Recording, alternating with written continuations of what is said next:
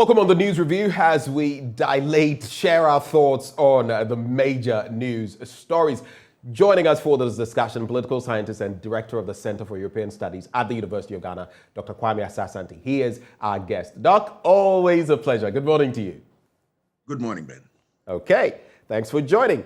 Right before we dig into the papers, and some of them capture some of the matters I'm going to run by you, but in terms of transport fares, there's been a 15% increment, the engagement between the drivers' unions and government on one end.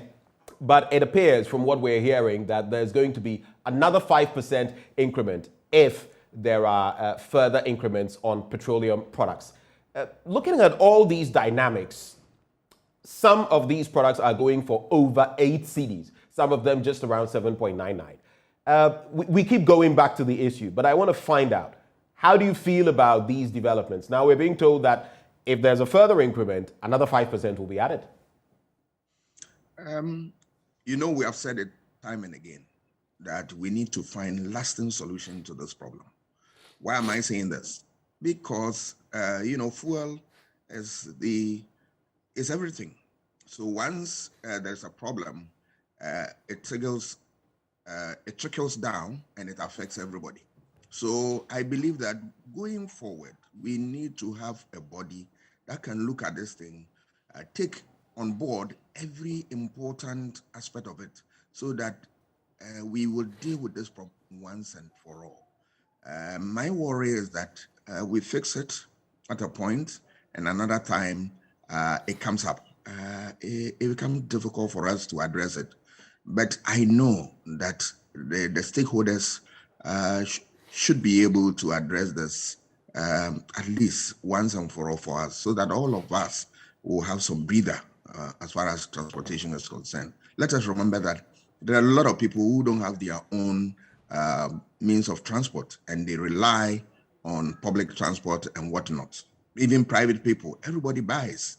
So there is a need to address this thing once and for all. I remember that there was a time when this issue came up, when Professor Adamensa was on the board and all that.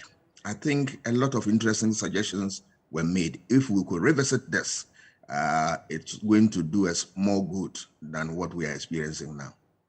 It will do us more good than what we're experiencing now. Of course, if you have any thoughts to share on this matter, you can also shoot that to us on social media with the hashtag AMShow. Let us know what you think. And you can also shoot your messages on Facebook as you watch the live feed, the live stream.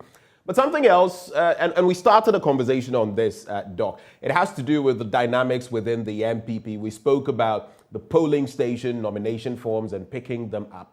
But here's another interesting development. Sarah Adwoa-Safo, Member of Parliament for Dome-Kwabenya.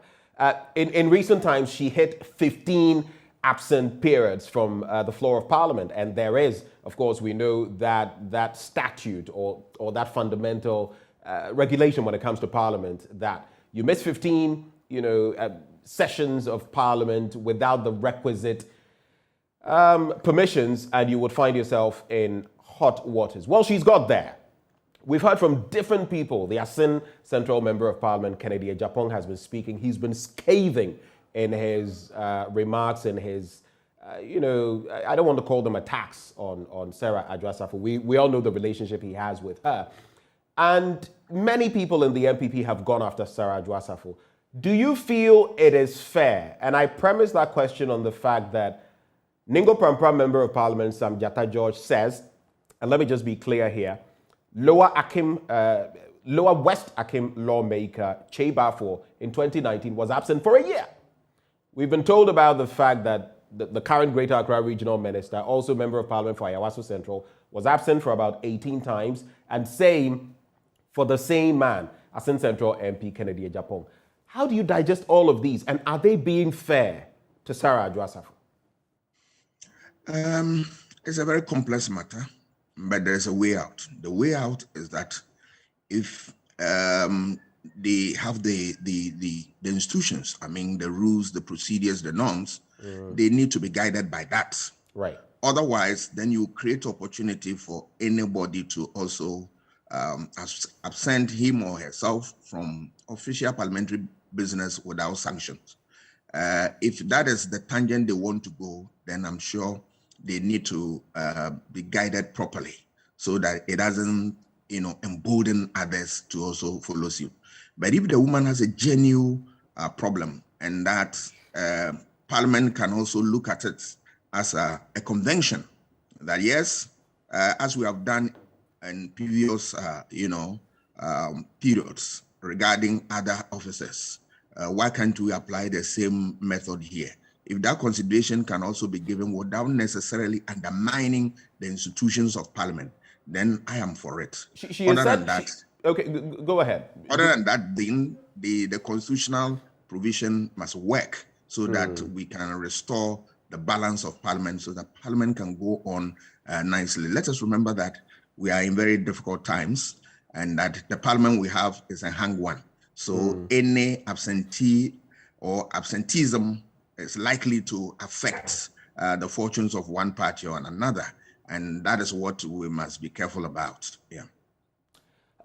So she is said to have, had a baby and all of that. I mean, that is what some have suggested, that she has a baby and all that. And even per public offices, we know what the law says about that. 3 months, and of course, anything else, you might, 3 months with pay, and anything else, you might have it, but without pay.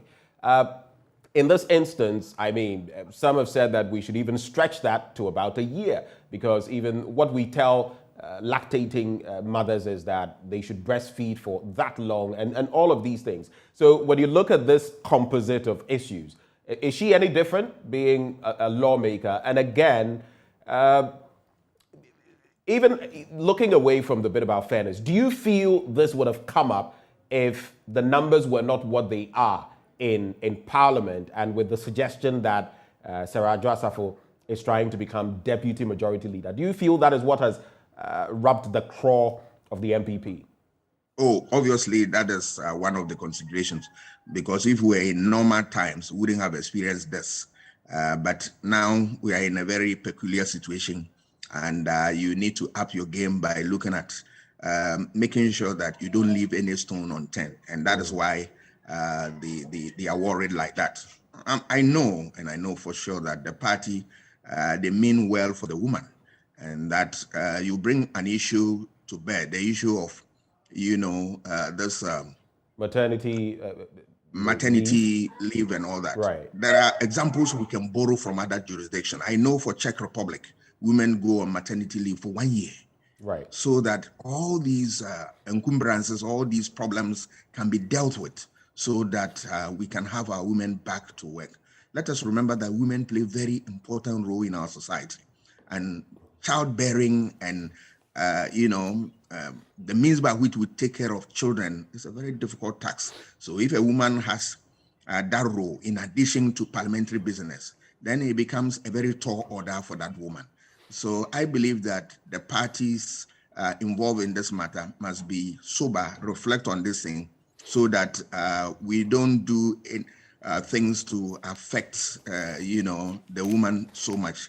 Because other than that, it creates opportunity, or it serves as disincentive, let me put it that way, for women to take part in parliamentary business. But let us remember that we want to encourage more women in parliament and all that. And all these needs must be taken care of, so that at the end of the day, women will feel emboldened, will feel very much happy to go to parliament and do parliamentary business, in addition to what, being mothers of our homes and then our families. It's very, very important. So Parliament must take a very careful look at this situation and then manage it properly, so that at the end of the day, women's interests will be catered for.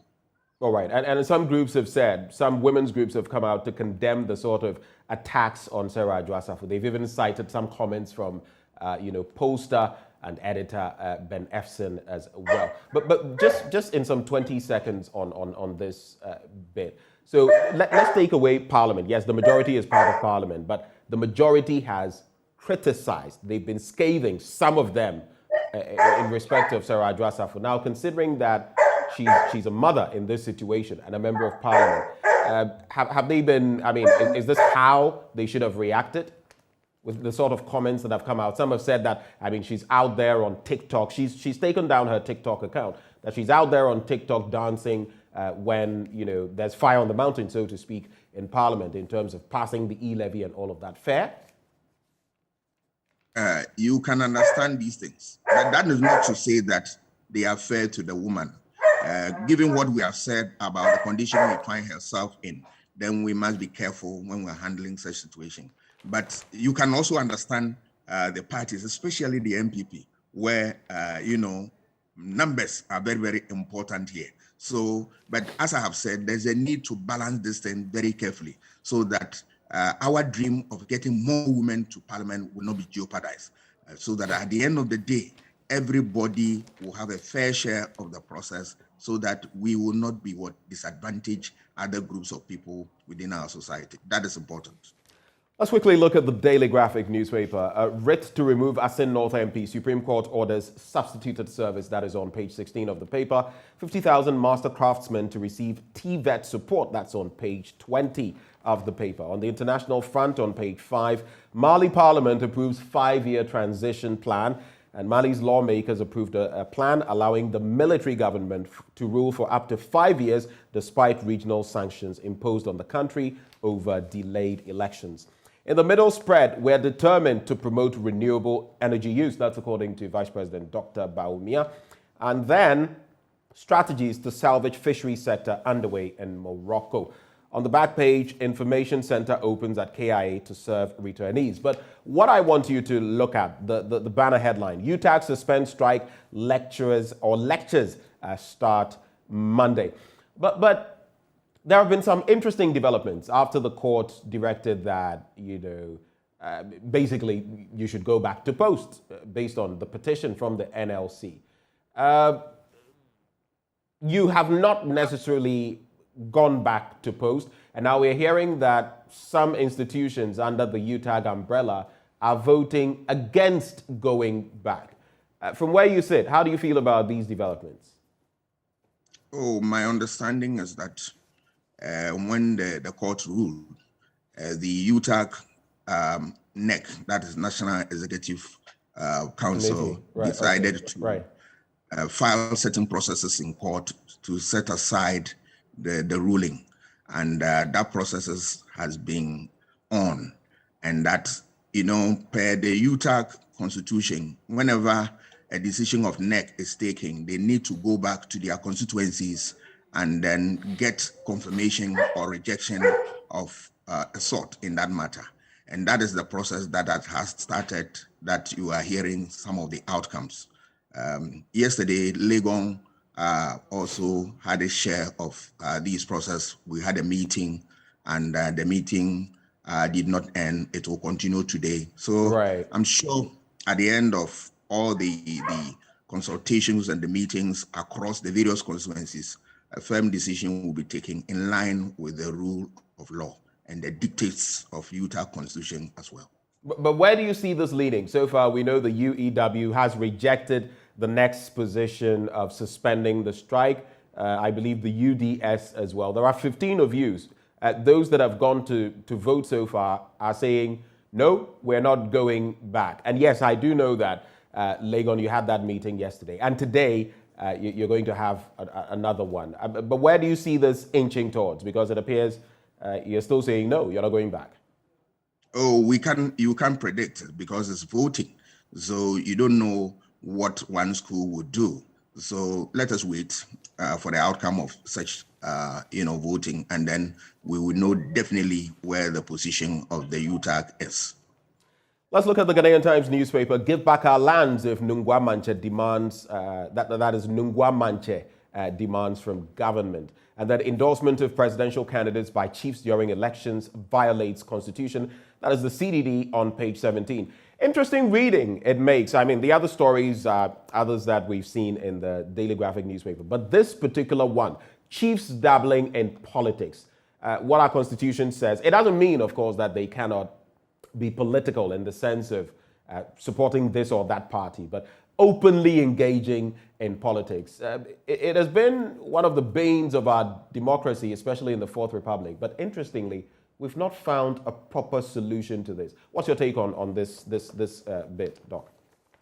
You are right. This continues to reoccur, this problem, and we are struggling to deal with it. If you take the Constitution, strictly by the tenets of the Constitution, they are not supposed to engage in politics. That is not allowed.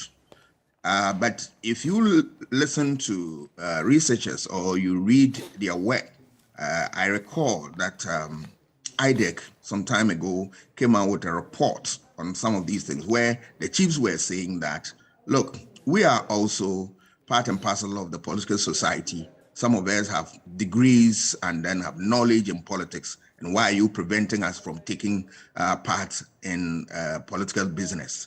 That makes interesting, discussion that we need to look at critically as a state.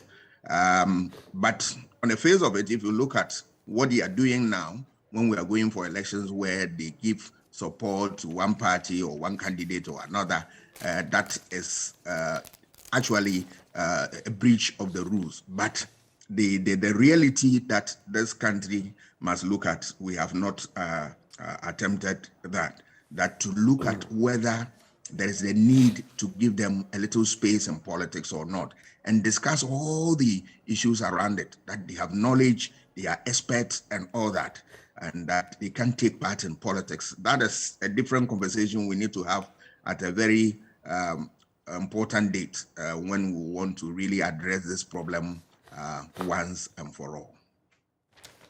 Let's get into some other substantive matters. And Bugger MP stripped suffers 3 defeats in court. That's the major one as far as the Daily Guide newspaper is concerned. Unibank collapse. Amano Dodu cleared to testify against Dufour. And of course, that is the receiver for the Unibank project. Parliament rejects NDC COVID-19 motion. That's on page 6. And Supreme Court bounces Opuni again. But if you look at page 5, which focuses on international stories, Russia orders troops into eastern Ukraine, and Russian President Vladimir Putin has ordered troops into 2 rebel-held regions in eastern Ukraine after recognizing them as independent states. Of course, we also know that tied to that, that Ukraine crisis, Germany has halted the Nord Stream 2 approval. All of those happening from the international political perspective. What lessons can we draw from these? Some have suggested that we could be heading towards World War III, not just, in terms of the same scenes we saw in World Wars I and II, but this could be another Cold War. This could escalate into different things. And there's also the bit about what this could mean in terms of petroleum products and the prices going up. Your quick reaction to this? There are a lot associated with this, and it's a very worrying situation. Those who are thinking that we are gradually moving into a third world war, yes, it's a genuine feeling, but I believe that we will not get there. Because if you look at the cost of Second World War or First World War, we are not prepared to get there. And I'm sure the parties in this diplomatic row are very much aware of this, because you would never know who will be the casualty at the end of the day. Right. Even despite the fact that you may have all the military accoutrements and what have you. But it's not a good story. It has the whole potential of affecting the security of Europe and that of the rest of the world.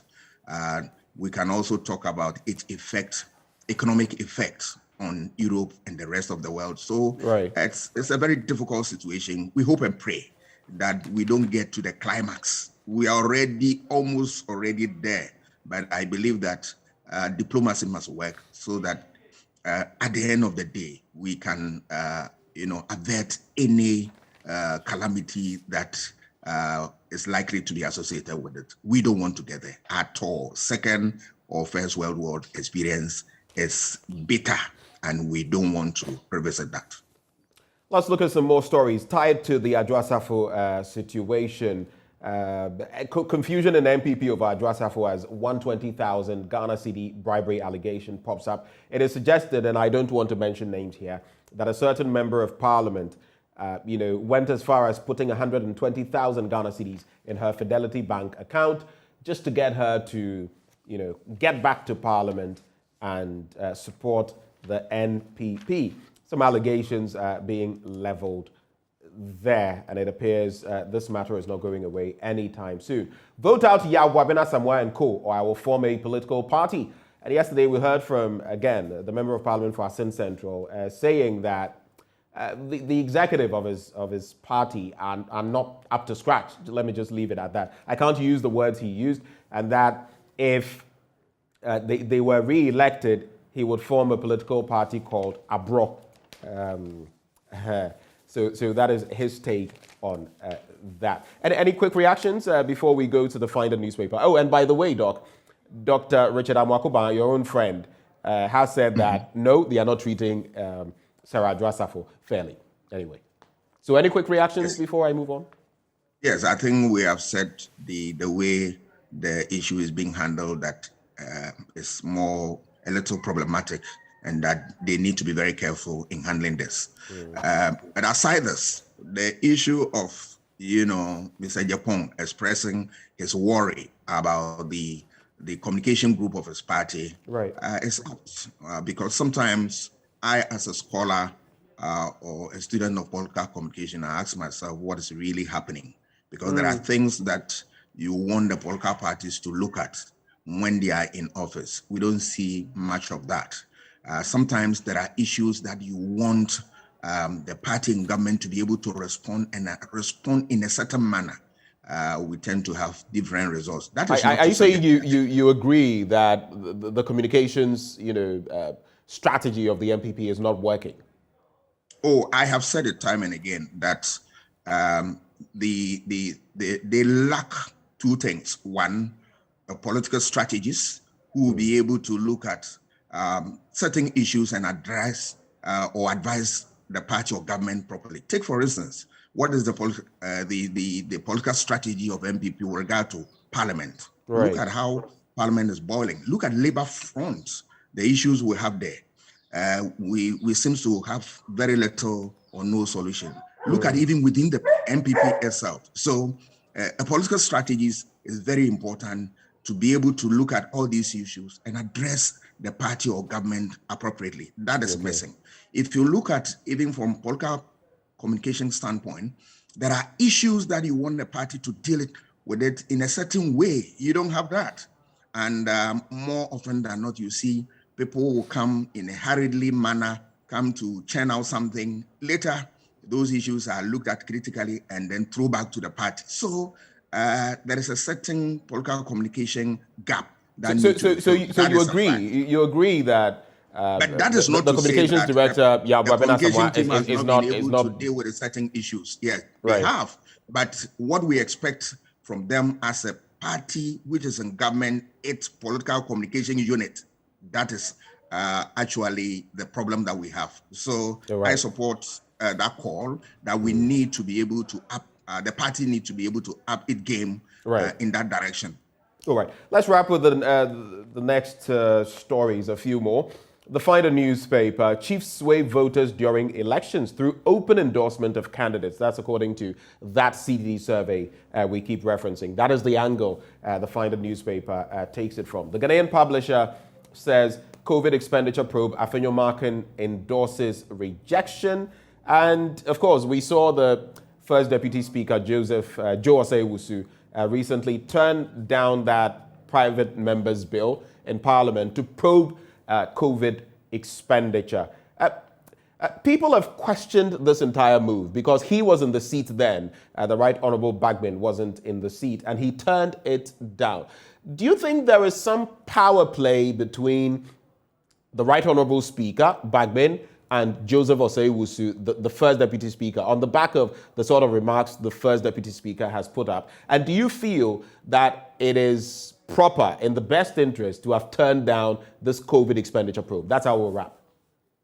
I think that we need a sober reflection here.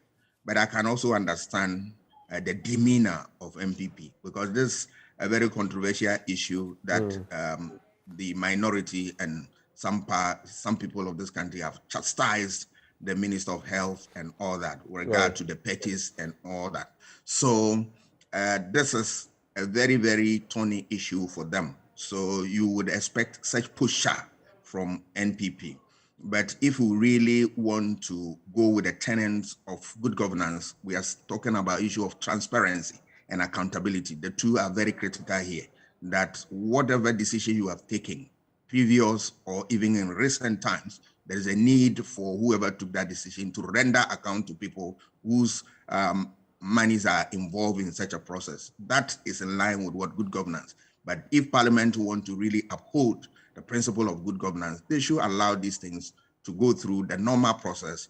At the end of the day, the truth will come out, and it's good for Parliament, because Parliament image is all the time very important if we want to enhance the frontiers of the country's democracy.